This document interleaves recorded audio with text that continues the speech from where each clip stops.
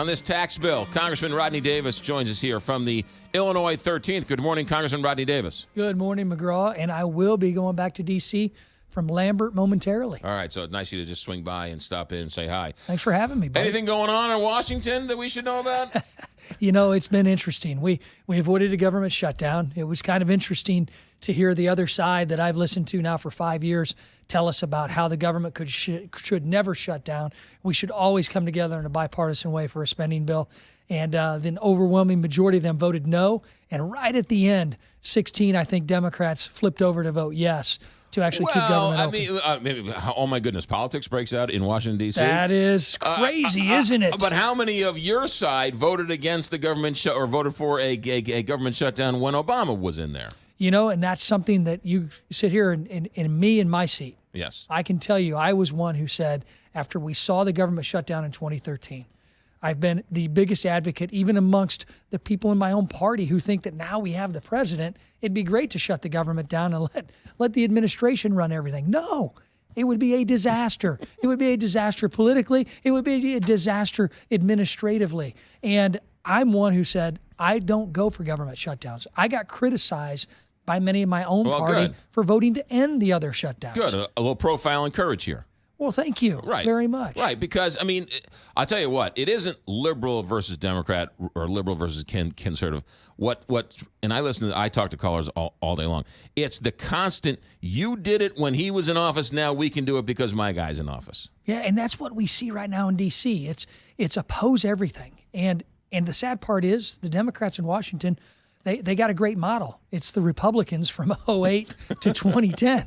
They opposed everything, and they got the majority. So Pelosi thinks that maybe she can follow the same formula and get the same thing. So John Shimkus, your old boss, is in a pretty powerful position these days. He's sitting in the conference room when they're getting the bill together? He is. I'm so proud of him. He's such a great guy.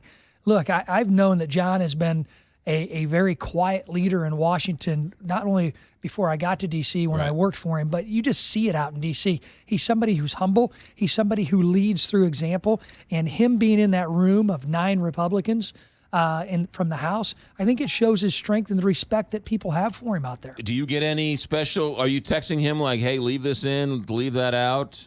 Do you have any insight in all this? Absolutely, I am, and I'm texting the others on there too. I mean, how about a carve out for like mediocre talk show hosts in St. Louis? Can you do something for me there? I told you earlier, our diabolical plan was only to raise taxes on mediocre radio hosts at KTRS from a certain time period. What time's your show again? 6 to 10. Thank you for listening. All right, but you are trying to get this tuition waiver taken out? You know, I am. I've got 4 public universities in my district. I've got 4 private universities. Higher ed is a big deal. And I've been arguing that the House bill is probably about 80 to 85% a very good deal. Mm-hmm. But there are things that the Senate did better. And this is something we talked to Mr. Shimkus about, Chairman Brady, Speaker Ryan, and leadership. We have a provision in place where if you're a grad assistant or if you're a janitor or working in the registrar's office at a university, you can work there and get tuition assistance, and it's not taxed. Under our House bill, that money would be taxed. I think it's wrong. There are some things that Claire McCaskill was on who sort of called out. She said moving expenses, if you move for a job, that's no longer going to be tax deductible. But if a company moves to Mexico, those moving expenses are tax deductible. Are those going to stay around? I don't know exactly what Claire's talking about. I'd love to have her send over the specific provisions that she's trying to compare. But keep in mind, when we talk about deductibility, the tuition waiver is one thing. That's being taxed on something that you're actually being given that has no financial value to the university at all. They're just saying it's a value that somebody else may have had to pay, therefore you're going to be taxed on it now. That's wrong. Grad assistants, janitors at our universities should not have to pay while they're making $35,000 a year. Trying to better themselves, or better yet, send their kids to college, and they've worked 16 years to do it. Now they're going to have to pay taxes on $60,000 in income versus the $35,000 that is true income. That's wrong. Claire also needs to understand, and this is where I think a lot of Democrats are trying to obfuscate the tax issue because it's so confusing anyway. It's 70,000 pages. And those like Claire and others that have been there so long have only added to the pages. So when she talks about deductibility, keep in mind, 75% of Americans don't deduct. They don't itemize. So when you talk about moving expenses, 75% of all Americans and 75 in my district do not even get to that page. They take the standard deduction. We double that standard deduction in our tax plan. That's good for the American people. So we were talking off the air about my taxes, and we were joking that I was going to raise taxes, and you challenged me on that. I did. But there are going to be people whose taxes do go up. We certainly hope not. What our goal has been is to focus middle-class tax relief on middle-class tax relief and lower-income families' tax relief, where we're going to put more money in their pockets. We double the standard deduction, both if you're filing individually and if you're filing as a couple jointly. We also make sure that the first $12,000 if you're single, $24,000 if you're filing jointly is zero tax. We lower the tax brackets, which means you have to make more money before you're taxed at that certain rate. Now, we get rid of some deductions, but remember, every one of those deductions is actually only taken by 1 in 4 people in this country and 1 in 4 people in my district. And we still, though, keep the 3 popular ones: mortgage interest deduction, charitable deduction, capped and also at 10,000, maybe. No. Charitable is not. Charitable's Mortgage interest deduction is not capped. It's capped at $500,000 in the House bill. 500,000. I'm sorry. Yeah, $500,000. That's in my district, a $500,000 mortgage is a pretty substantial mortgage. But again, trying to fit it all into one, $500,000 in New York is nothing. I mean, that's a very modest house. And keep in mind, we also allow for itemized deductions for property taxes. But when you cap the itemized deductions, which only affect 1 in 4 people in this country, and you also then allow now probably another 20 to 25%, or probably 15 to 20% will then be able to use the standard deduction. Only about 5 to 10% will want to itemize in the future. Well, okay, but the fact that 75% aren't going to be affected by it, okay, but 25% are going to be affected by it. No, 25%.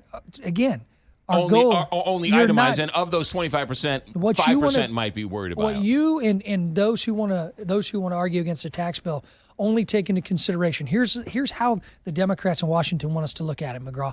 They want to say, okay, the status quo is where we're going to start with, and therefore, if you are itemizing now and you lose those deductions, that money is just gone.